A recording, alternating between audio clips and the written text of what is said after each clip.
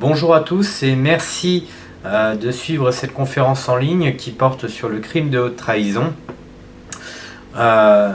C'est une conférence qui va se découper en plusieurs parties. Tout d'abord, nous allons faire une introduction par le volet historique. Nous allons voir comment dans l'Antiquité le crime de haute trahison était conceptualisé avant d'apparaître dans le droit pénal français, c'est-à-dire au moment où le code pénal est introduit sous Napoléon en 1810. Puis nous allons nous intéresser aux lois actuelles qui décrivent et punissent ce crime de haute trahison. Nous allons très vite après nous intéresser aux intérêts fondamentaux de la nation parce que c'est extrêmement lié comme vous allez le constater. Nous allons voir ensuite dans la précision quelles sont parce que nous avons des lois qui punissent le crime de haute trahison, mais il faut aller dans la précision en fonction de chaque crime commis. Donc c'est ça qui va nous intéresser. Enfin, nous allons terminer par un réquisitoire très accéléré de François Hollande à travers quelques coupures de presse et la relation qu'on peut porter entre des décisions soi-disant politiques et la réalité de différents crimes dont on peut l'accuser. Alors, dans l'histoire, la notion de crime de haute trahison est extrêmement ancienne. Elle apparaît pour la première fois en 404 avant Jésus-Christ dans la République athénienne. Et c'est lors du procès de Théramène que Critias est cité par Xénophon. Alors pour vous remettre un petit peu dans le contexte, à l'époque, Athènes est en train de voir le système démocratique qu'elle avait mis en place aboli du fait de tensions internes et externes. Et les tensions externes sont le fait que les Perses sont en train de malmener la cité athénienne. Et Athènes, pour pouvoir s'en sortir, va s'allier avec son ennemi juré de toujours qui est Sparte. Et évidemment, ça n'est pas sans susciter quelques troubles parmi les Athéniens. Et ce qui est le plus intéressant dans ce texte, c'est que c'est un traître qui parle.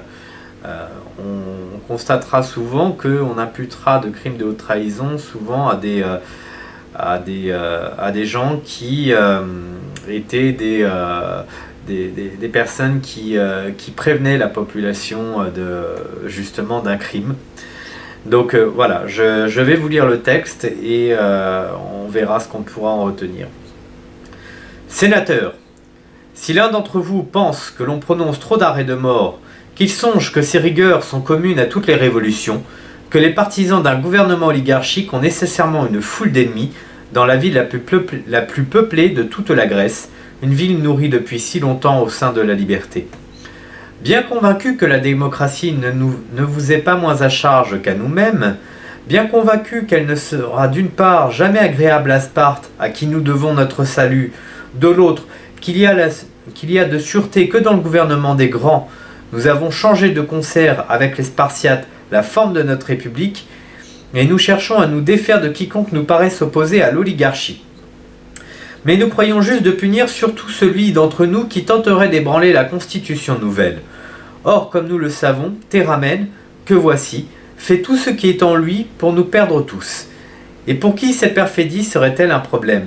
Si vous réfléchissez, vous verrez qu'il n'est aucun citoyen qui ne blâme l'ordre actuel plus que ce Théramène. Aucun qui nous soutienne plus les démagogues dont nous voulons nous délivrer. Si dans le principe, il eut cette opinion, nous le regardions comme notre ennemi sans avoir le droit de l'appeler pervers. Mais c'est lorsqu'il a lui-même fondé notre union avec Sparte, lui-même a détruit la démocratie, c'est lorsqu'il nous a provoqués à sévir contre les premiers qu'on nous déférait, c'est lorsque nous sommes, et nous, et vous, les ennemis déclarés du peuple, c'est alors que notre administration lui déplaît. Oui, il veut, dans le cas d'une révolution contraire, se mettre à découvert et se soustraire à la peine que nous subirions seuls. Nous devons donc les poursuivre, et comme notre ennemi commun, et comme un traître. La trahison est plus à craindre qu'une guerre ouverte, parce qu'il est plus difficile de se garantir d'une embûche que d'une attaque. Elle est aussi plus odieuse.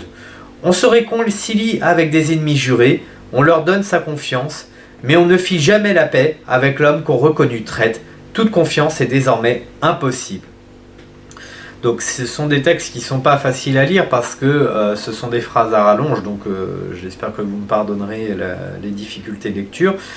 Ce qui est intéressant, c'est que l'on parle bien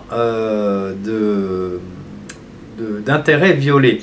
Nous avons une constitution qui a été modifiée au profit d'une oligarchie et au profit des ennemis d'hier, c'est-à-dire les Spartiates qui exigeaient le changement de la constitution athénienne. Donc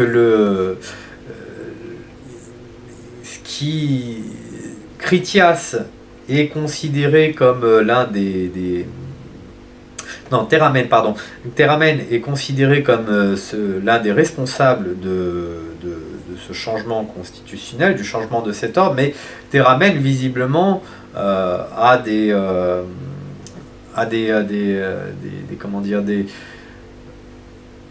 il se sent pas bien avec ce qui a été fait.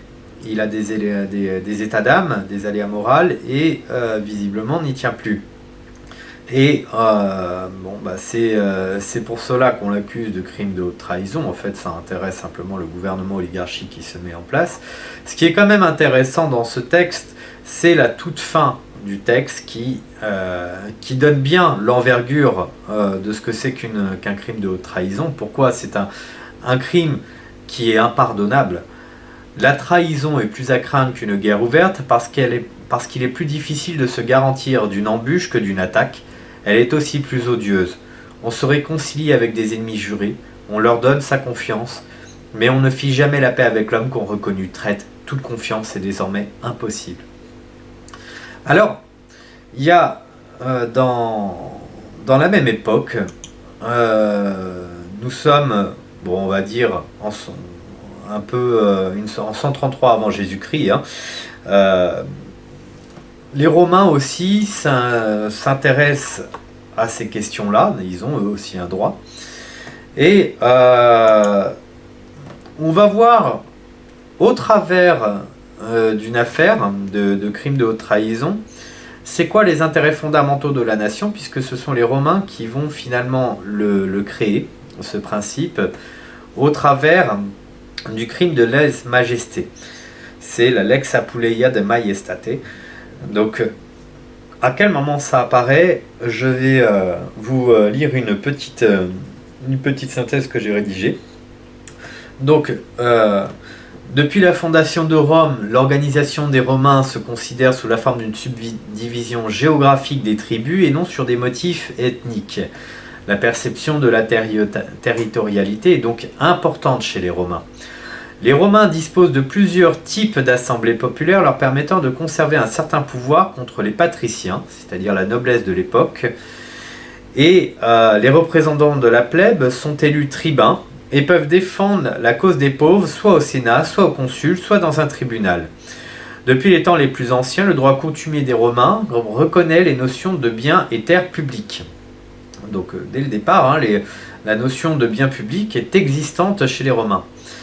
Et c'est à ce propos que le tribun de la plèbe Tiberius Gracchus, en 133 avant Jésus-Christ, présente un projet de redistribution agraire de l'ager publicus favorable aux intérêts de la plèbe, puisqu'il limite à 1000 juraires, c'est-à-dire 252 hectares, la superficie des domaines des patriciens et un peu plus de 7 hectares de superficie minimum pour les pauvres cherchant à cultiver leur nourriture. Donc en clair, il permet une souveraineté alimentaire garantie à tous et évidemment la plèbe, c'est-à-dire les pauvres de l'époque, considèrent cette réforme comme extrêmement bienvenue. Les patriciens soudoient le tribun de la plèbe Octavius pour s'opposer au texte présenté par Tiberius Gracchus. Ce dernier, après avoir demandé à 2 reprises à Octavius de retirer son veto, en appelant au peuple pour qu'il destituât Octavius. C'était la première fois que le peuple s'arrogeait le droit de destituer un tribun de la plèbe. Cette mesure allait à l'encontre des institutions de Rome, à l'encontre des lois, car seul le Sénat avait le droit de renvoyer un magistrat. La loi Gracchus fut votée à la suite de la condamnation d'Octavius. Donc en clair, les, les patriciens ne sont pas trop d'accord avec la loi que Gracchus propose. Elle va contre leurs intérêts. Ils essayent de graisser la patte d'un autre tribun de la plèbe qui s'appelle Octavius. C'est vite détecté et Octavius va être destitué parce qu'il trahit tout bêtement les intérêts du peuple. Et c'est à partir de cette histoire-là, qui va marquer énormément les Romains, que d'autres tribuns de la plèbe vont créer le principe de crime de lèse-majesté. Il s'agit en particulier du tribun Lucius Apuleius Saturninus, qui sera accompagné dans ce projet de loi de Caius Glaucia. Donc ces deux tribuns seront très populaires pour trois réformes majeures. La première, c'est une mesure agraire qui découle des propositions de Gracchus. La seconde est le fait d'exclure dans les tribunaux les sérénateurs pour les faire remplacer par des chevaliers exclusivement, c'est-à-dire l'ordre militaire qui est totalement intriqué dans la protonation romaine.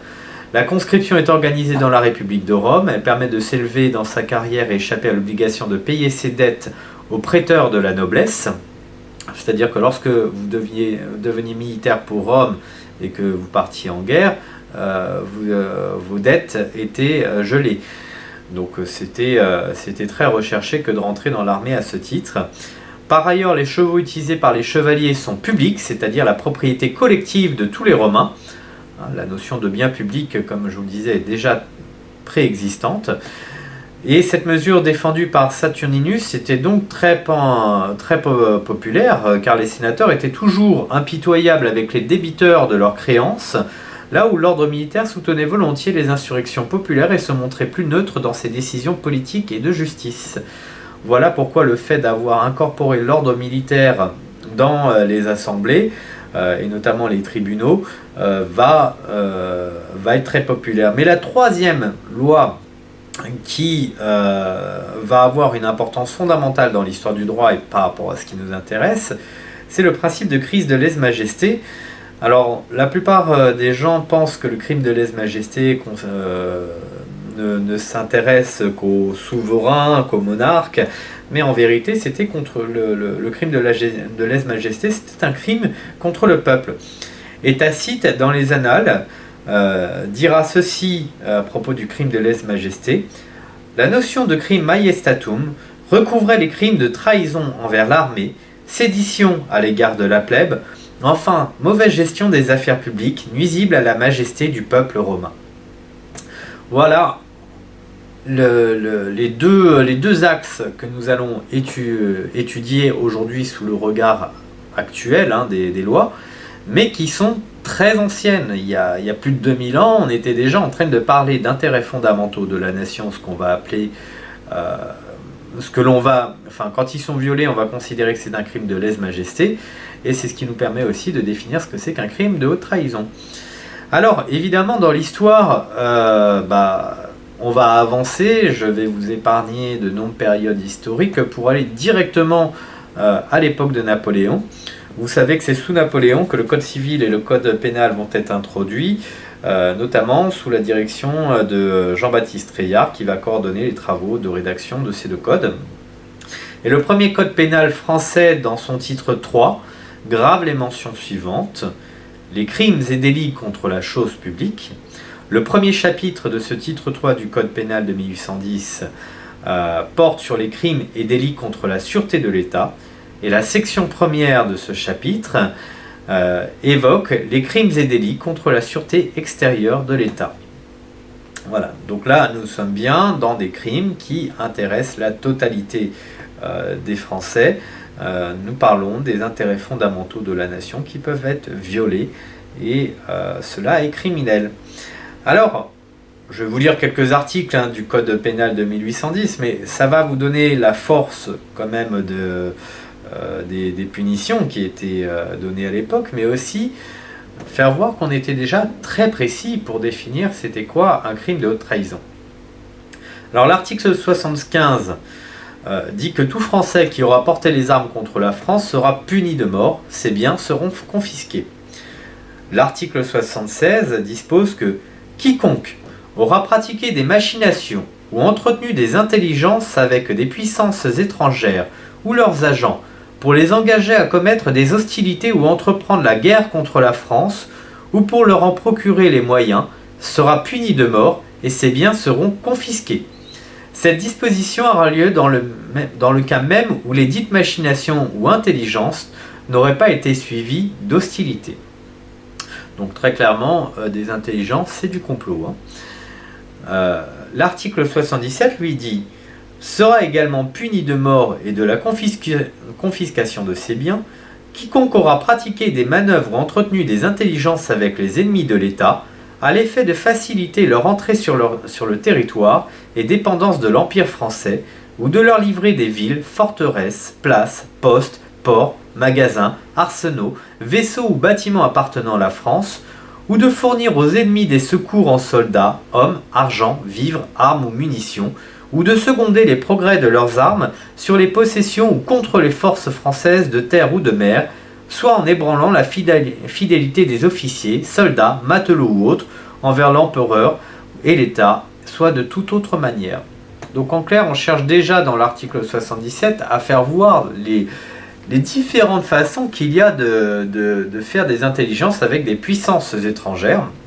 C'est un terme qu'il va falloir retenir, parce que quand on parle de crime de haute trahison, on parlera bien souvent dans le droit pénal d'intelligence avec des puissances étrangères. Nous allons le voir tout à l'heure. C'est un terme qui nous arrive donc de cette époque-là et qui est resté. Et vous voyez qu'on est très concentré sur les questions militaires à cette époque. Et on fait voir toute l'étendue du spectre de la façon de trahir. L'article 78, lui, porte sur les correspondances. Si la correspondance avec les sujets d'une puissance ennemie, sans avoir pour objet l'un des crimes énoncés en l'article précédent, a néanmoins eu pour résultat de fournir aux ennemis des instructions nuisibles à la situation militaire ou politique de la France et de ses alliés, ceux qui auront entretenu cette correspondance seront punis du bannissement, sans préjudice de plus fortes peines, dans le cas où ces instructions auraient été la suite du concert constituant un fait d'espionnage. Donc là, on parle en fait d'espionnage, puisque lorsqu'on va livrer lorsqu'on va produire des correspondances avec l'ennemi ou livrer des correspondances qui sont censées rester sous le sceau du secret défense, c'est une pratique de trahison contre les intérêts fondamentaux de l'État. Et si c'est un étranger, nous allons le voir tout à l'heure, qui se rend coupable de ce genre de méfaits, on parle d'espionnage. Voilà. C'est quoi la différence entre l'espionnage et un crime de haute trahison? C'est que le crime de haute trahison est commis par un Français, et le même crime commis par un étranger en faveur d'un État tiers est commis, donc c'est de l'espionnage. Alors actuellement, quelles sont les lois qui décrivent et punissent le crime de haute trahison? Il y a un débat qui agite énormément nos réseaux politiques sur la réforme constitutionnelle du 23 juillet 2008, sur le fait que M. Sarkozy, mais en fait nous devrions parler de tout le Parlement, puisque je rappelle quand même que la réforme constitutionnelle ne peut être que faite soit par référendum, ce qui nous a été empêché, soit en réunissant le Congrès. Donc il faut bien que les députés et les sénateurs approuvent un nouveau texte. Donc ne laisser le bébé qu'à Sarkozy, c'est faire peu de cas des torts de nos parlementaires. Mais toujours est-il que cette réforme constitutionnelle du 23 juillet 2008 a modifié l'article de Constitution qui permet de destituer le président de la République.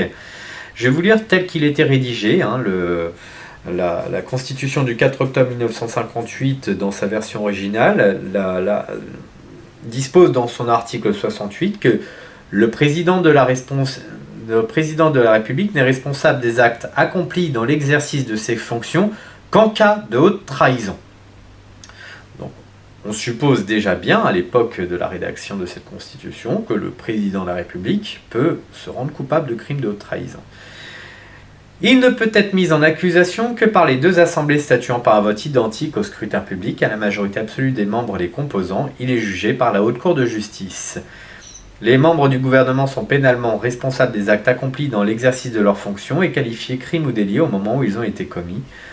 La procédure définie ci-dessus leur est applicable, ainsi qu'à leurs complices dans le cas de complot contre la sûreté de l'État. Dans les cas prévus au premier alinéa, la Haute Cour est liée par la définition des crimes et délits, ainsi que par la détermination des peines telles qu'elles en résultent des lois pénales en vigueur au moment où les faits ont été commis.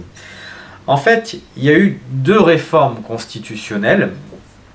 Donc, celle du 23 juillet 2008 change les choses ainsi. Le président de la République ne peut être destitué qu'en cas de manquement à ses devoirs manifestement incompatible avec l'exercice de son mandat. La destitution est prononcée par le Parlement constitué en haute cour. C'est ça, c'est cette petite phrase qui va énerver énormément de gens dans nos réseaux politiques, c'est qu'en fait on a retiré le crime de haute trahison. On va voir que ça n'a aucune portée juridique réelle, mais symboliquement, politiquement, c'est très fort. On suppose que le président de la République n'est plus capable, n'est pas censé trahir le peuple, ce qui peut tout à fait arriver. Et en vérité, là encore, il y a eu une réforme, alors je n'ai pas regardé à quelle date exactement, mais elle est très récente, elle s'est faite sous Hollande, puisque le texte intégral de la Constitution qui est dans le petit Dallos, que je vous fais voir, que je vous recommande d'acheter, ça coûte 3 €. Donc ça c'est la version 2014, dit à propos de l'article 68, les membres du gouvernement sont pénalement responsables des actes accomplis dans l'exercice de leurs fonctions et qualifiés crimes ou délits au moment où ils ont été commis.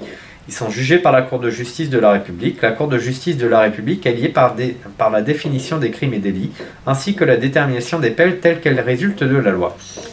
Alors, le problème de tout ça, c'est qu'on ne parle plus du président. Mais de toute façon, l'exécutif peut toujours être destitué par la Haute Cour de la République. Et la vérité, c'est que si effectivement on a retiré la force politique, la force symbolique du terme crime de haute trahison dans la Constitution, dans le droit français, dans le code pénal, le crime de haute trahison continue d'exister.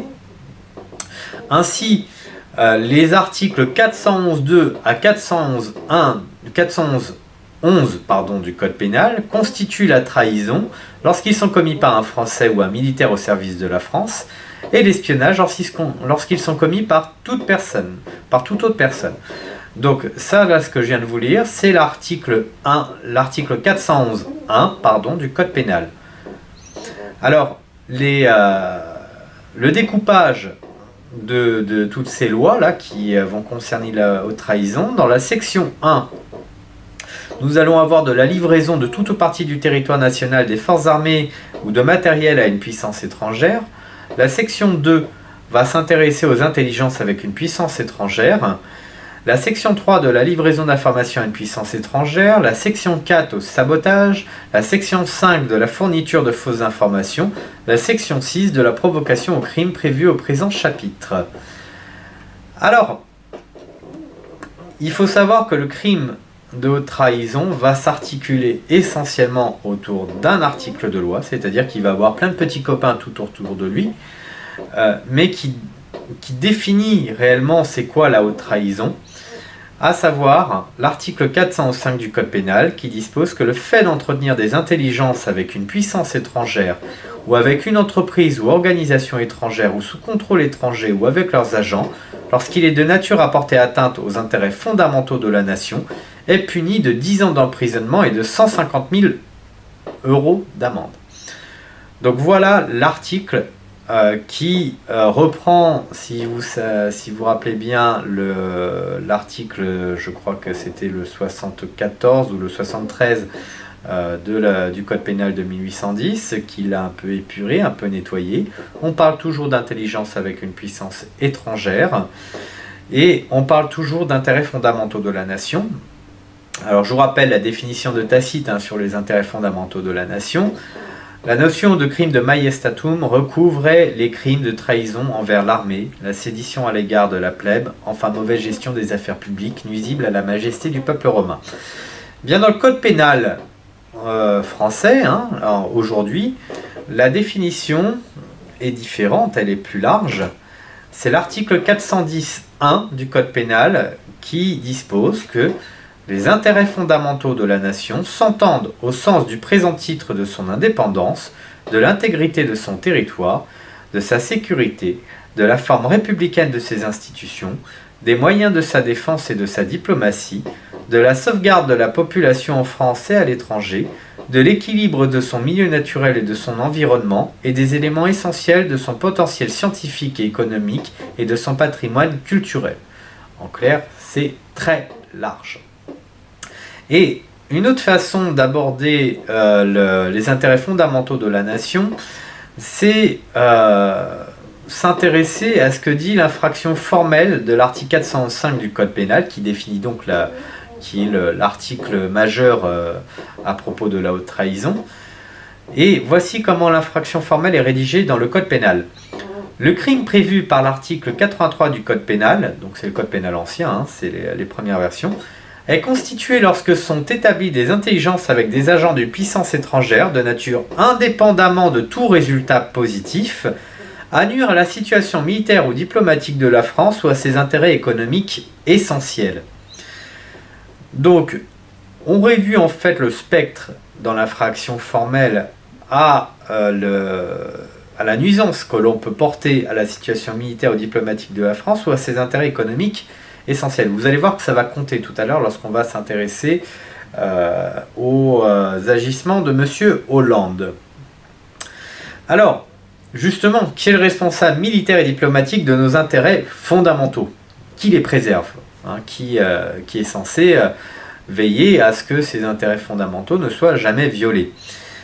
L'article 5 de la Constitution de la Ve République dispose que le président de la République veille au respect de la Constitution. Il assure par son arbitrage le fonctionnement régulier des pouvoirs publics ainsi que la continuité de l'État. Il est le garant de l'indépendance nationale, de l'intégrité du territoire et du respect des traités.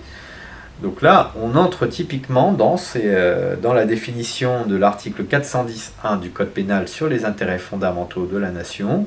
On parle de l'indépendance et l'intégrité du territoire, de la forme républicaine des institutions. Nous parlons des questions de diplomatie, nous parlons des questions de démocratie. Voilà.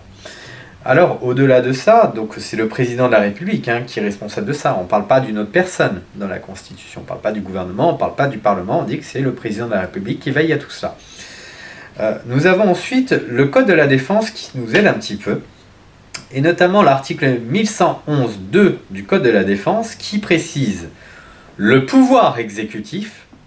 Je n'ai pas parlé du pouvoir législatif ou du pouvoir judiciaire ou un autre. On parle du pouvoir exécutif, donc typiquement le gouvernement ou le président de la République, dans l'exercice de ses attributions constitutionnelles, donc on revient à l'article 5 de la Constitution, prend les mesures nécessaires pour atteindre les objectifs définis à l'article L1111.1, dont nous allons parler après.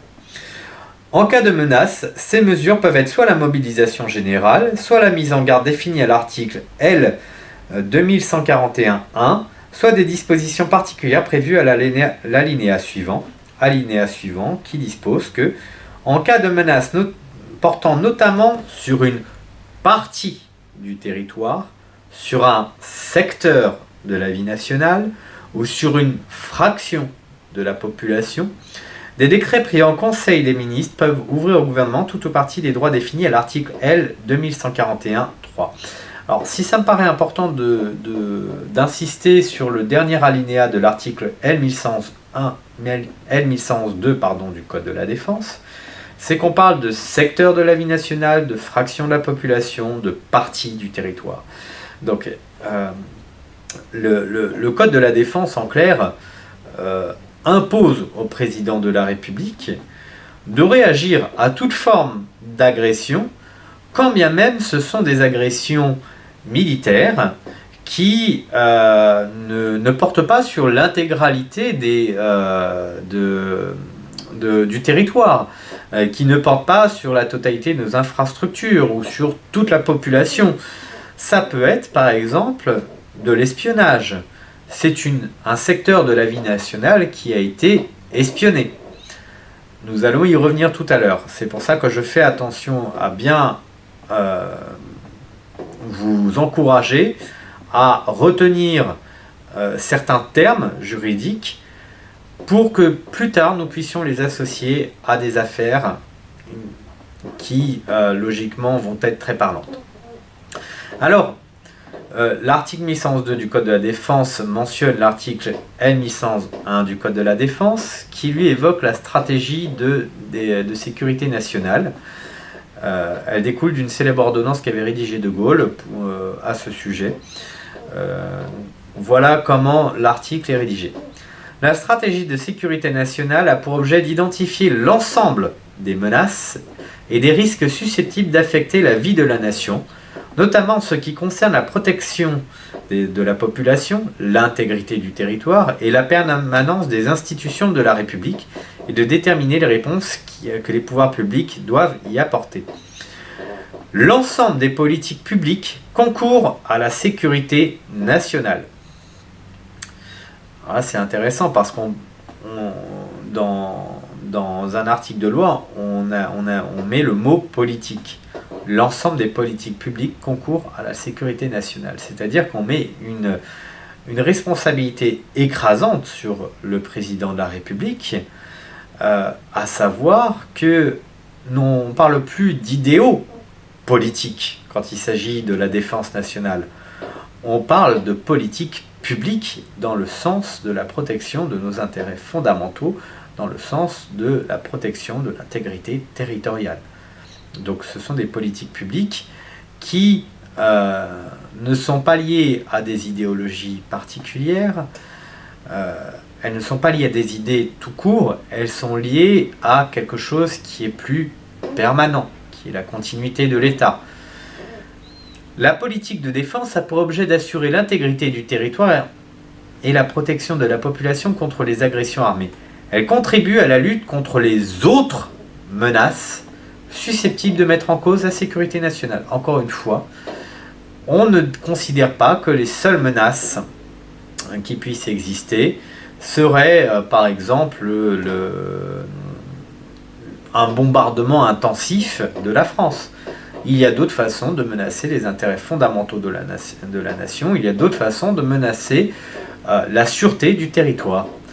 Encore une fois, l'espionnage, c'est une façon, c'est une forme d'agression militaire, c'est une autre menace.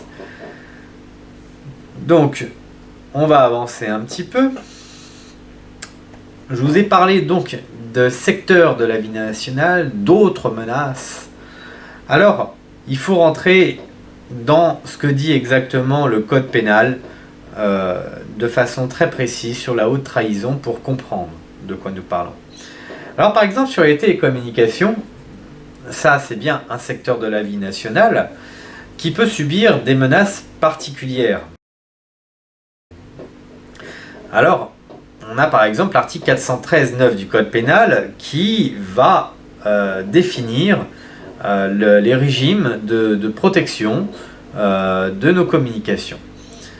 Présente un caractère de secret de la défense nationale au centre de la présente section, les procédés, objets, documents, informations, réseaux informatiques, données informatisées ou fichiers intéressant la défense nationale qui ont fait l'objet de mesures de classification destinées à restreindre leur diffusion ou leur accès. Peuvent faire l'objet de telles mesures les procédés, objets, documents, informations, réseaux informatiques, données informatisées ou fichiers dont la divulgation ou auquel l'accès est de nature à nuire à la défense nationale ou pourrait conduire à la découverte d'un secret de la défense nationale. Les niveaux de classification des procédés, objets, documents, informations, réseaux informatiques, données informatisées ou fichiers présentant un caractère de secret de la défense nationale et les autorités chargées de définir les modalités selon lesquelles est organisée leur protection sont déterminés par un décret en Conseil d'État. En clair, il y a certaines données qui peuvent être classifiées puisqu'elles intéressent la sûreté, la défense nationale. Et notamment dans ces données, il y a les conversations diplomatiques. Par exemple, elles sont protégées par le Code de la Défense, elles sont soumises à des classifications en tout cas. Voilà. Elles ne sont pas censées être... nos diplomates en fait doivent voir leur communication protégée. Mais il n'y a pas que nos diplomates qui doivent voir leur communication protégée, il y a aussi tout bêtement les Français. Par exemple, l'article 226 22.1 du Code pénal dispose que le fait, hors des cas prévus par la loi, de procéder ou de faire procéder à un transfert de données à caractère personnel, faisant l'objet ou destiné à faire l'objet d'un traitement vers un État n'appartenant pas à la Communauté européenne, en violation des mesures prises par la Commission des Communautés européennes ou par la Commission nationale de l'informatique et des libertés mentionnées à l'article 70 de la loi 78-17 du 6 janvier 1978 précitée, est puni de 5 ans d'emprisonnement et de 300 000 € d'amende. Donc, en clair, nous n'avons pas le droit de livrer à un État tiers, en particulier s'il est en dehors de la Communauté européenne. Pour moi, ça devrait être l'ensemble des États tiers, hein, pas limité à la Communauté européenne, mais tous, des données comme ça. On ne peut pas livrer les données des citoyens. Et l'article 406 du Code pénal est lui aussi très clair là-dessus. Et c'est là où on revient vers la conception de haute trahison. Le fait de livrer ou de rendre accessible à une puissance étrangère, à une entreprise ou organisation étrangère ou sous contrôle étranger ou à leurs agents des renseignements, procédés, objets, documents, données informatisées ou fichiers dont l'exploitation, la divulgation ou la réunion est de nature à porter atteinte aux intérêts fondamentaux de la nation est puni de 15 ans de détention criminelle et de 225 000 € d'amende. Je vous ferai remarquer que ça rigole pas hein, quand même, on parle de 15 ans de détention criminelle. Et c'est pas la pire des peines qui puisse exister sur haute trahison. Donc, tout ça, ça évoque la question des livraisons de données de télécommunications en particulier, mais pas seulement, des fichiers informatisés, des renseignements, des documents, enfin voilà. Tout ça, c'est interdit. On ne peut pas livrer des documents ou des données de télécommunications à un État tiers.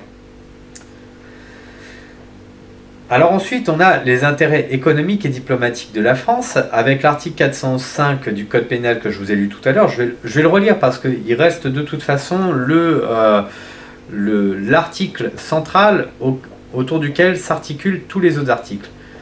Le fait d'entretenir des intelligences avec une puissance étrangère, avec une entreprise ou organisation étrangère ou sous contrôle étranger ou avec leurs agents, lorsqu'il est de nature à porter atteinte aux intérêts fondamentaux de la nation, est puni de 10 ans d'emprisonnement et de 150 000 € d'amende. Et ensuite, nous avons la livraison de moyens militaires à une puissance étrangère.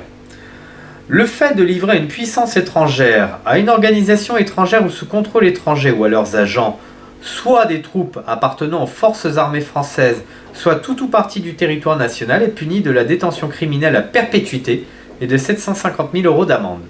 Les deux premiers alinéas de l'article 132-23 relatif à la période de sûreté sont applicables aux crimes prévus par le présent article. Voilà, ça a plus à voir avec les questions de régime des peines. Donc l'article 411.2 du Code pénal parle bien de livraison de troupes ou de matériel militaire. Non, alors ça va être l'article 411.3. On parle de livraison de troupes ou du territoire national à une puissance étrangère. L'article 411.3 lui s'intéresse plus au matériel. Le fait de livrer une puissance étrangère à une entreprise ou une organisation étrangère ou sous contrôle étranger ou à leurs agents des matériels, constructions, équipements, installations, appareils affectés à la défense nationale est puni de 30 ans de détention criminelle et de 450 000 € d'amende. Voilà. Donc là, quand on parle de tout ce qui est militaire, que ce soit des troupes ou que ce soit des hommes, c'est à minima 30 ans de prison. On ne plaisante absolument pas avec ça. Et François Hollande dans tout ça, quel est le rapport finalement avec tous ces articles de loi? Parfois, il suffit simplement de lire des coupures de presse pour comprendre à quel point il y a un fossé entre ce qui relève d'une décision politique et ce qui relève d'un crime de haute trahison. Alors par exemple, nous avons comment la NSA espionne la France. C'est un article du Monde qui date du 21 octobre 2013. C'est à l'époque où la bombe médiatique liée à l'affaire Snowden a explosé. Et donc nous allons avoir un article du Monde qui va évoquer la question. Qu'est-ce que les données livrées par Edward Snowden, donc à la Russie, et puis aux grands médias, qu'est-ce qu'on a permis de découvrir avec ça? L'avenir dira peut-être un jour pourquoi Paris est resté si discret par rapport à Berlin ou Rio après les révélations sur les programmes d'espionnage électronique américains dans le monde. Notez l'introduction de l'article. Le journaliste avait senti qu'il y avait quand même quelque chose d'assez étrange à ce que M.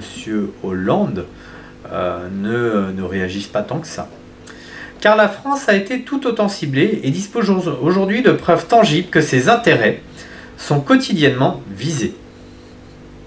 Selon les documents de l'Agence nationale de sécurité, NSA, obtenus par Le Monde, donc nous avons des preuves, le Monde dit détenir des preuves.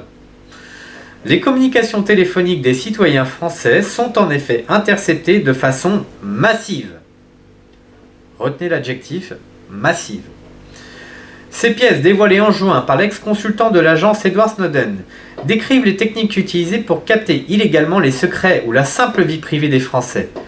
Certains éléments évoqués par l'hebdomadaire allemand Der Spiegel, le quotidien britannique The Guardian, d'autres sont inédits. Parmi les milliers de documents soustraits à la NSA par son ex-employé, figure un graphique qui déclare l'ampleur des surveillances téléphoniques réalisées en France. On constate que sur une période de 30 jours, du 10 décembre 2012 au 8 janvier 2013, 70,3 millions d'enregistrements de données téléphoniques des Français ont été effectués par la NSA. Vous comprendrez le terme de massif. Les techniques utilisées pour ces interceptions apparaissent sous les codes DRT-Box et Whitebox. Leurs caractéristiques ne sont pas connues, mais on sait que grâce au premier code, 62,5 millions de données téléphoniques sont collectées en France du 10 décembre 2012 au 8 janvier 2013 et que le second permet d'enregistrer sur la même période 7,8 millions d'éléments. Les documents donnent suffisamment d'explications pour penser que les cibles de la NSA concernent aussi bien des personnes suspectées de liens avec des activités terroristes que des individus visés pour leur simple appartenance au monde des affaires, de la politique ou à l'administration française. Le graphique de la NSA montre une moyenne d'interception de 3 millions de données par jour avec des pointes à presque 7 millions sur les 24 décembre 2012 et 7 janvier 2013. De nombreuses questions se posent encore, à commencer par l'identité précise des cibles et les justifications d'une collecte si massive de données sur un territoire étranger, souverain et allié. Je rajoute en outre que l'on sait que les télécommunications de nos diplomates mais aussi de nos présidents ont été espionnées. Ce qui relève donc, si vous vous souvenez bien, de télécommunications qui sont protégées par différentes formes de classification qui sont décrites, je vous le rappelle, par l'article 226-22.1 du Code pénal, qui donc sanctionne le fait d'espionner de telles données. C'est l'article 413.9 du Code pénal qui protège les données sensibles, qui donne les niveaux de classification. Donc ça, c'est typiquement les données de nos diplomates et présidents qui ont été espionnées. Mais de façon générale, espionner aussi de façon aussi massive les télécommunications des Français. Le fait de les livrer, le fait de se faire livrer, parce qu'on va apprendre un peu plus tard qu'en vérité c'est la France qui a communiqué à l'NSA pour des raisons techniques les fameuses données, les 70 millions de données qui évoquent le monde, c'est la France qui les a communiquées et ça tombe sous le coup de l'article 406 du Code pénal. Le fait de livrer ou de rendre accessible à une puissance étrangère, à une entreprise, organisation étrangère ou sous contrôle étranger ou à leurs agents des renseignements, procédés, objets, documents, données informatisées ou fichiers dont l'exploitation, la divulgation ou la réunion est de nature à porter atteinte aux intérêts fondamentaux de la nation est puni de 15 ans de détention criminelle ou de 225 000 € d'amende. Je rappelle les intérêts fondamentaux de la nation. parce que nos données de télécommunication téléphonique, quelque part, c'est notre indépendance nationale, c'est nos infrastructures qui sont rendues vulnérables puisqu'on peut porter atteinte à ces infrastructures. C'est donc un secteur de la vie nationale qui est attaqué. Et c'est aussi la démocratie. Voilà, nos intérêts fondamentaux sont clairement attaqués puisque nos données de télécommunication ne sont plus protégées. Il n'y a plus aucun état de droit qui le protège puisque une entité étrangère se permet de nous espionner et il semble avec des complicités en France. Alors, un autre article va nous faire réfléchir encore plus au fait que M. Hollande se rende réellement coupable. C'est-à-dire qu'autant l'affaire Snowden prouve que c'est sous le mandat de Sarkozy qu'il y a eu visiblement des complicités. En tout cas, que le gros des atteintes à nos données de télécommunication, c'est durant l'hiver 2011-2012, si je ne m'abuse. Sarkozy est encore au pouvoir, c'était à lui de réagir, c'était pas à M. Hollande. Alors, qu'on sait donc que M. Hollande ne pouvait pas réagir sur le moment, mais il y a un moment où il y a une obligation de réagir de façon proactive. Et lorsque l'avion d'Evo Morales va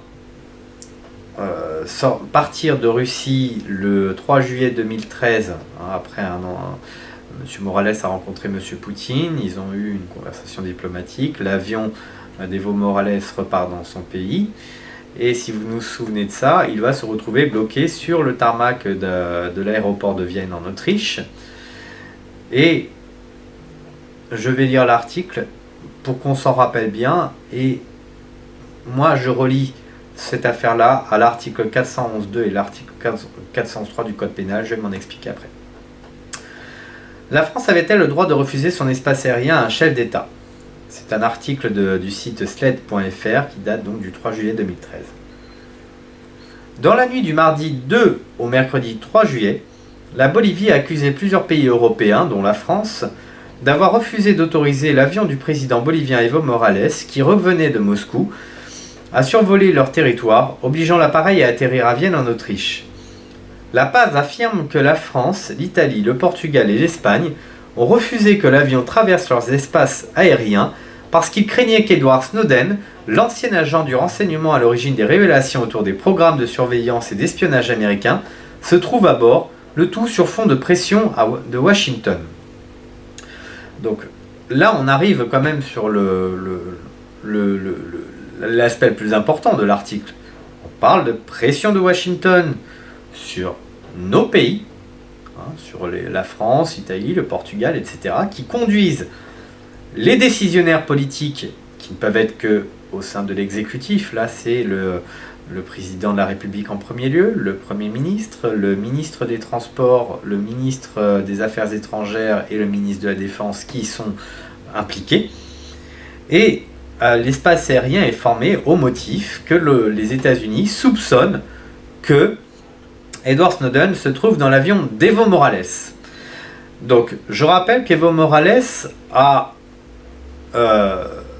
donné des informations qui logiquement auraient dû conduire la France à lui accorder l'asile politique, de telle façon à ce que l'ensemble des informations dont il a connaissance, il est quand même parti avec des milliers de données de la NSA, qui nous permettrait de savoir si on pouvait les compulser à loisir, quelles sont les vulnérabilités dans nos équipements qui permettent que la NSA nous espionne. Vous comprenez bien que si on avait accueilli Edward Snowden, les services du renseignement intérieur, la DST, etc., auraient pu questionner M. Snowden, regarder les documents qu'il avait et voir quelles étaient les vulnérabilités dans nos équipements, mais aussi dans les personnes, qui permettaient à ce que la France soit espionnée et donc faire en sorte à ce qu'elle soit circonscrite. Nous n'avons pas accordé l'asile politique à Edward Snowden, c'est la Russie qui lui a accordé l'asile politique. Nous n'avons donc pas pu circonscrire les vulnérabilités qui existent au sein de nos matériels, équipements et personnes, parce que nous n'avons pas la totalité des informations qui sont à la connaissance d'Edward Snowden. Il faut se remettre dans ce contexte-là, parce que lorsque l'article de Slate évoque que c'est sur fond de pression de Washington que la France va fermer son espace aérien à l'avion d'Evo Morales au motif que l'on soupçonne que Edward Snowden est dans l'avion, c'est un crime de haute trahison. C'est purement un crime de haute trahison. Nous allons utiliser les moyens de l'État, les moyens militaires et civils qui permettent de contrôler l'espace aérien, de refuser. Donc ça signifie que nous avons des pilotes d'avions de chasse qui sont mobilisés, nous avons des avions de chasse qui sont mobilisés. Dans le cas où l'avion d'Evo Morales aurait transgressé cette autorisation de survol, il faut faire décoller des avions de chasse. Donc utilisation des moyens militaires de la France.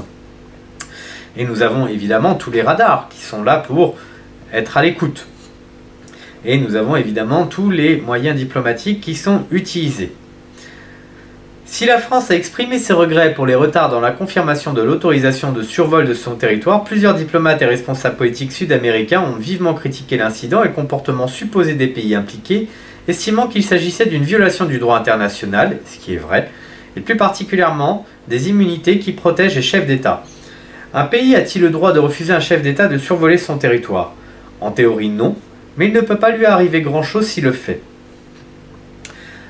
La libre circulation des diplomates est garantie par la Convention de Vienne sur les relations diplomatiques signée en 1961, et elle détaille les principes de l'immunité dont jouissent ces chefs de mission diplomatique, la plupart du temps des ambassadeurs et les membres d'une mission diplomatique.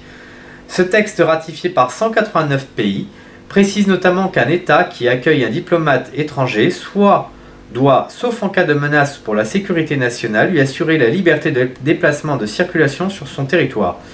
Si cette obligation ne concerne que les chefs et membres de missions diplomatiques, il est généralement accepté que l'immunité qu'il aurait garantie en tant que représentant de leur État s'applique aussi aux chefs d'État qui sont de facto à la tête de la diplomatie de leur pays.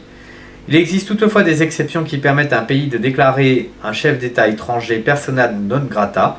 La Suisse avait ainsi interdit dès octobre 2002 l'entrée sur son territoire du président irakien Saddam Hussein.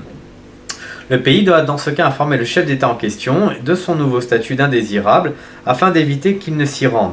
De même, un chef d'État qui ne reconnaît pas un autre État, n'a pas en théorie à accorder à son chef une quelconque immunité. Donc, en gros, ce que nous dit cette partie de l'article, c'est que, je rappelle que l'article 5 de la Constitution dispose que le président de la République est responsable de l'obéissance aux traités, de l'application des traités en France. Nous sommes soumis à un traité qui est la Convention de Vienne sur les relations diplomatiques entre les États. Et ce traité, en gros, dit que les États doivent veiller à laisser les transports de diplomates se faire librement, sauf si, au préalable, ils ont manifesté à l'égard d'un chef d'État un courrier qui va contre ce sens-là, ou qui a un problème de sécurité nationale qu'ils peuvent légitimer. Là, de quoi nous parle M. Fabius dans un communiqué de presse, ce sont des regrets pour un retard dans une confirmation de survol, ce qui n'est pas vrai. Le site Le Grand Soir, que je recommande, qui est un excellent site d'information, va enquêter et va découvrir qu'en fait l'autorisation de survol de la France va être obtenue une semaine avant que l'avion quitte La Paz vers la Russie. Donc la France avait donné son autorisation de survol une semaine avant que l'avion soit parti. Alors il n'y aura pas de sanctions sauf unilatérales. Evo Morales ne rentre évidemment pas dans ces deux exceptions. Aucun des pays accusés de ne pas l'avoir accueilli dans son espace aérien ne l'a déclaré persona non grata. Et la Bolivie est reconnue par l'Union européenne. Donc dans tous les cas, comme je vous le disais, Fabius n'a aucune justification valable. Et en plus, il va mentir dans son communiqué de presse en parlant de retard sur une autorisation de survol. Non, l'autorisation de survol, elle y était depuis longtemps. Donc, on est bien face au fait que ce sont les pressions de Washington qui ont joué. C'est rien d'autre que ça. Nous avons tenté d'aider le gouvernement américain de récupérer un dissident à qui nous aurions dû accorder l'asile politique, puisque ce dissident nous prouvait que nos intérêts fondamentaux étaient violés, que nous étions espionnés, qu'il y avait donc une agression de la part d'un État qui se prétend être allié, et c'est un cas de haute trahison, typiquement. Alors, je ne vais pas aller plus loin dans cet article, mais vous avez déjà une idée de ce que c'est que le crime de haute trahison commis par François Hollande. Je vous encourage à vraiment vous intéresser à cette affaire de l'avion d'Evo Morales. Elle date du 3 juillet 2013. Prenez toutes les informations. Nous sommes typiquement dans un crime de haute trahison que moi j'explique à travers l'article 402-403 du Code pénal. Je vais les rappeler, ces articles. Le fait de livrer à une puissance étrangère, à une organisation étrangère ou sous contrôle étranger ou à leurs agents, soit des troupes appartenant aux forces armées françaises, soit tout ou partie du territoire national est puni de la détention criminelle à perpétuité. Donc quand je parle de troupes, je parle de pilotes. Je parle de militaires qui ont dû surveiller que l'avion d'Evo Morales ne traverse pas l'espace aérien français. De la même façon, l'article 411.3 dit que le fait de livrer à une puissance étrangère, à une entreprise ou organisation étrangère ou sous contrôle étranger ou à leurs agents des matériels, constructions, équipements, installations, appareils affectés à la défense nationale est puni de 30 ans de détention criminelle. Là, il a bien fallu des radars, il a bien fallu des avions de chasse pour fermer l'espace aérien, pour empêcher un avion de le traverser. Donc nous avons livré ceci, temporairement certes, mais nous l'avons donné dans le cadre d'aucune convention, aucun traité, rien qui n'avait été ratifié, à une puissance étrangère qui nous est hostile, qui nous espionne, et cela pour lui permettre de récupérer le seul agent qui peut nous informer de toutes les manipulations, espionnage, complots ourdis par le gouvernement des États-Unis contre la France. Il y a enfin une dernière affaire dont se rend coupable le président de la République, c'est l'affaire des Mistral.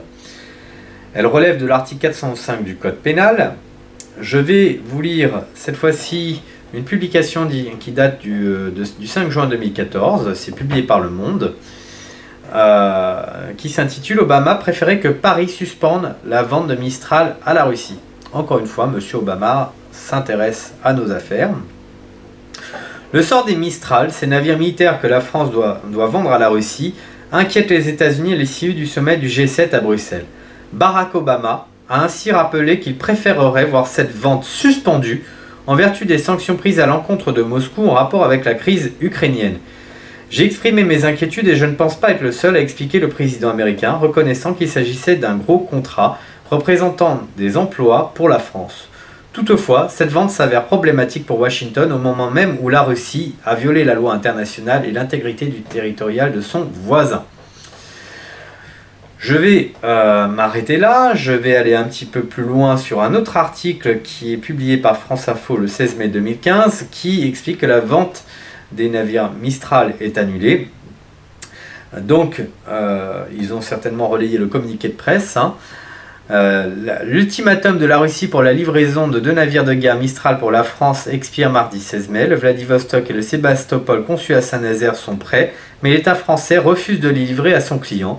En cause, la guerre qui dure en Ukraine entre l'armée nationale et les séparatistes pro-russes, alors même qu'un cessez-le-feu avait été signé en février. Donc, nous allons revenir sur cette histoire. Nous voyons bien que c'est M. Obama qui, lors du G7, mais pas seulement, n'a cessé de pousser la France, dans le cadre du conflit ukrainien, a refusé de livrer des navires à la Russie.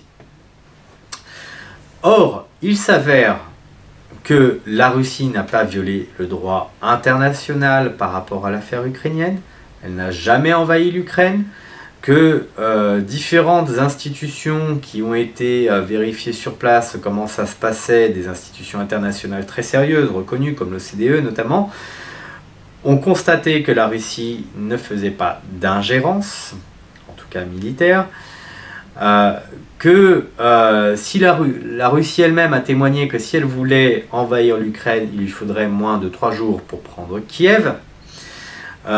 On a en plus d'autres informations qui en plus sont authentifiées, que les Américains eux-mêmes ont reconnues, qui laissent à penser que les Américains sont en vérité responsables avec certains pays européens, dont l'Allemagne et la Pologne, de la crise en Ukraine, puisque nous avons un enregistrement où Victoria Nuland, qui est une secrétaire d'État, donc c'est l'équivalent des affaires d'un ministre des Affaires étrangères, qui est une secrétaire d'État aux États-Unis, qui est en conversation avec l'ambassadeur états-unien en Ukraine, et qui, en gros, lui dit voilà quelles sont les personnes que nous devons placer à la tête du pouvoir ukrainien. Donc, on parle de complot. Et ça, ce sont des enregistrements qui sont authentifiés, reconnus eux-mêmes par la Russie, qui sont en ligne sur YouTube. Le site lescrises.fr de Olivier Berruyer reprend l'intégralité de l'enregistrement. Je vous conseille vivement d'aller le voir.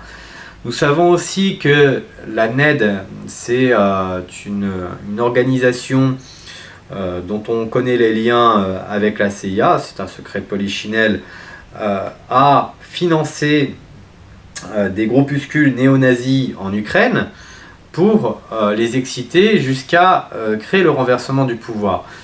Le pouvoir ukrainien a été clairement renversé par un complot international impliquant l'Allemagne, la Pologne et les États-Unis. La Russie, elle, n'a fait que défendre ses intérêts, mais que sur une voie essentiellement diplomatique. On se doute qu'il y a quand même quelques livraisons d'armes ou quelques hommes qui passent ni vu ni connu à travers la frontière et qui rejoignent les combattants. Mais toujours est-il qu'on n'a pas de preuves et que la Russie est plutôt dans une situation de défense de ses intérêts à ses frontières que d'agression. Elle n'a pas du tout agressé l'Ukraine. L'Ukraine a été agressée à la base de façon indirecte, c'est ce qu'on appelle des guerres de basse intensité, par les États-Unis et l'Allemagne et la Pologne. Donc, lorsque M. Obama nous dit que du fait de la situation ukrainienne, du comportement de la Russie dans la situation ukrainienne, il faut annuler nos Mistral, non seulement c'est une mascarade, puisque les responsables de cette crise ukrainienne ne sont pas les Russes, qui ont toujours été sur une attitude diplomatique bien avant que cette crise n'explose et qui le sont restés ensuite. Ce sont bien les Américains qui sont excessivement agressifs, ainsi que les Allemands. Il faut quand même que l'on retienne que les Allemands ont aussi une position absolument... ont une position inqualifiable sur ce sujet. Les Néerlandais aussi ont une position absolument désagréable. Et moi, être allié avec des pays baltes et puis des pays germaniques qui sont en train de mettre à feu et à sang l'Ukraine, je trouve ça inadmissible. Toujours est-il que le conflit ukrainien n'est pas de la responsabilité de la Russie, et puis quand bien même ce serait le cas, le contrat passé entre la Russie et la France sur des navires militaires touche à tous nos intérêts fondamentaux, tels que précisés dans l'infraction formelle de l'article 405 du Code pénal. Je vais le rappeler. Je me mets juste sur la bonne chose, voilà, le bon endroit. L'infraction formelle de l'article 405 du Code pénal, le crime prévu par l'article 83 du Code pénal, donc ancien, est constitué lorsque sont établies des intelligences avec des agents d'une puissance étrangère de nature indépendamment de tout résultat positif à nuire à la situation militaire, diplomatique et c'est les intérêts économiques essentiels de la France.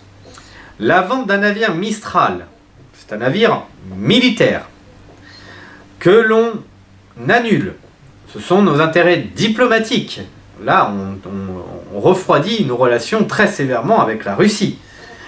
Et ce sont aussi nos intérêts économiques essentiels. Le régime, d'abord, on se couche sur plusieurs milliards d'euros.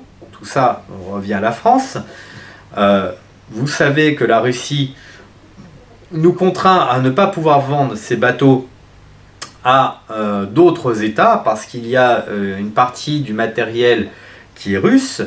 De toute façon, ces bateaux sont conçus pour les Russes, ne sont pas conçus pour autrement, et ça coûterait énormément d'argent encore que de chercher à les modifier sur les vues françaises. Donc c'est au-delà de ça, nous avons en plus les emplois qui sont mis en péril sur les chantiers où ont été construits ces bateaux. Il y en avait d'autres qui étaient prévus, donc c'est arrêt complet pour le coup. Mais il y a aussi d'autres sanctions économiques. Nos agriculteurs le savent en particulier. Il y a beaucoup de fruits qui ne peuvent plus écouler en Russie du fait de ce régime de train de sanctions pour une histoire qui est inqualifiable, puisque la Russie n'est responsable de rien, mais par contre nous sommes soumis aux influences des États-Unis d'Amérique. Et pourrait-on parler en vérité des intelligences du gouvernement français avec le gouvernement américain dans cette affaire, mais contre nos intérêts fondamentaux. Ceci, c'est l'article 405 du Code pénal, que je rappelle, le fait d'entretenir des intelligences avec une puissance étrangère, avec une entreprise ou organisation étrangère ou sous contrôle étranger ou avec leurs agents, lorsqu'il est de nature à porter atteinte aux intérêts fondamentaux de la nation, est puni de 10 ans d'emprisonnement et de 150 000 € d'amende. Monsieur Hollande est coupable de crimes de haute trahison.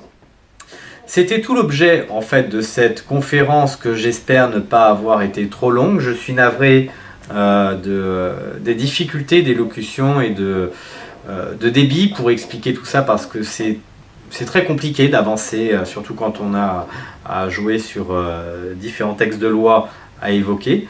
Mais j'espère que j'aurai été malgré tout compréhensible, audible, et que cela va vous pousser à vous intéresser à ce que c'est que le crime de haute trahison, mais aussi vous adresser à la commission des requêtes, parce que il y a une dernière chose par laquelle j'aimerais terminer.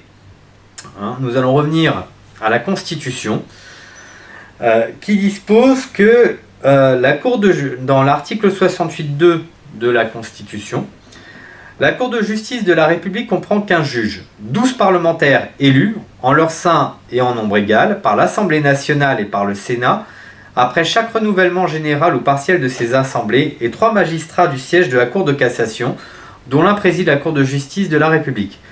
Toute personne qui se prétend lésée par un crime ou un délit commis par un membre du gouvernement dans l'exercice de ses fonctions peut porter plainte auprès d'une commission des requêtes. Cette commission ordonne soit le classement de la procédure, soit la transmission au procureur général près la Cour de cassation, aux fins de saisine de la Cour de justice de la République. Le procureur général près la Cour de cassation peut aussi saisir d'office la Cour de justice de la République sur avis conforme de la commission des requêtes. Une loi organique détermine les conditions d'application du présent article. Donc l'article 78.2 de la Constitution donne le droit à n'importe quel citoyen de saisir la commission des requêtes de telle façon à pouvoir dénoncer un crime. Monsieur Hollande ainsi que certains de ses ministres se sont rendus coupables de crimes de haute trahison. Il est temps que le peuple français s'insurge. Nous sommes dans un état de droit, nous avons des lois. Et la seule façon de pousser le troisième pouvoir, le pouvoir de la justice, à se mettre en branle réellement, c'est de mettre une pression monumentale. Alors, il y a un lien sur mon blog dont je vais vous laisser le lien sous la vidéo, où vous pourrez télécharger à loisir un courrier envoyé à la commission des requêtes. Je vous engage à le faire. Envoyez-le aussi à n'importe quel magistrat, tous les avocats, magistrats, juristes, n'hésitez pas. Parce que plus on spammera les institutions judiciaires des courriers évoquant toutes ces affaires avec les articles de loi qui s'y rapportent, plus nous parviendrons à mettre une pression réelle sur le fait que la justice doit être saisie parce que M. Hollande doit être destitué. Voilà, j'espère que cette mini-conférence vous mettra en train, vous donnera un peu d'espoir, vous fera comprendre que l'on ne peut pas qualifier toutes les décisions de M. Hollande ou de n'importe quel gouvernement comme étant politique. Il y a des décisions qui relèvent du crime pénal. J'espère l'avoir démontré. À bientôt.